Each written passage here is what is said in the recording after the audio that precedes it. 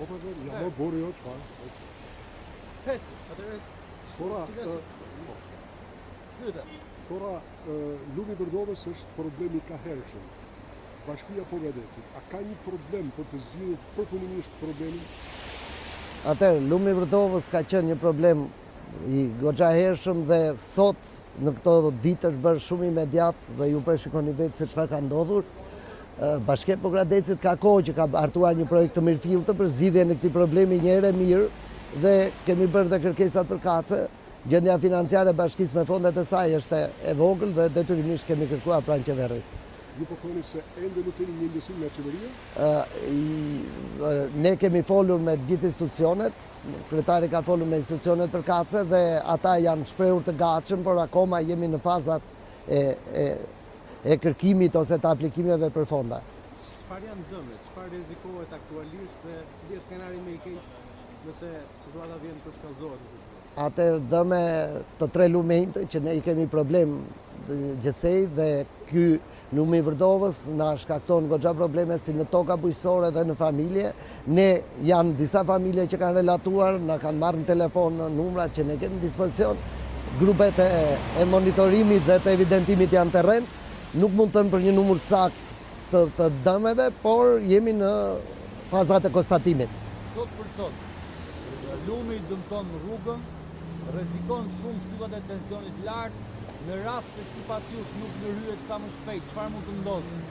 Atëherë në këtë kuadër unë i bëthirë dhe institucioneve tjera, sepse këtu është një bashkëpunim që kërkohet ndërmjet ARSH-së, Bashkisë Pogadecit, OSHE-së, e cila aty brenda është një shtyllë elektrike e tensionit lartë që në momentin që ajo mund të bjerë, mund të shkaktojë tragjedira.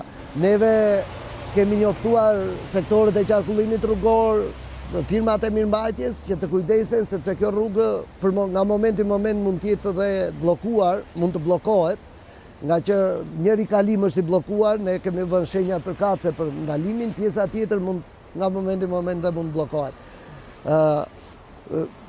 Ne themi që kjo zgjidhet përfundimisht me projektin.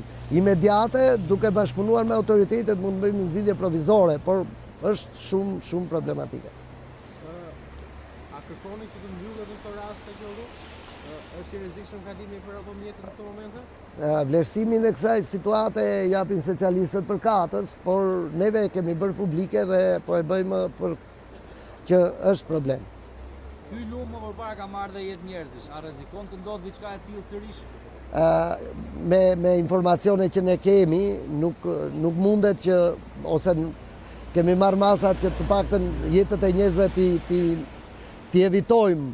Probleme me pronat mund të ndodhin dhe ajo është në çdo rast imediat, ndërsa për jetë njerëzish nuk besoj. Përpos lumit, ju ka dhënë pjesa e emergjencave në rang rreti. A kemi familje të cilat janë dëmtuar nga rreshtet e 72 orëve të fundit? Po, janë disa familje që janë dëmtuar dhe dëmtimi më i madh ka ardhur nga ky lumi që ne po flasim, lumi Vërdovës dhe lumi Remend, i cili nuk ka qenë problematik në herët e tjera dhe tani është bërë shumë problematik për vetë arsyen sepse aty grumbullohen të gjithë ujërat e pjesës të rrugës së re që është ndërtuar. Evakuim kemi? Jo, deri për momentin jo.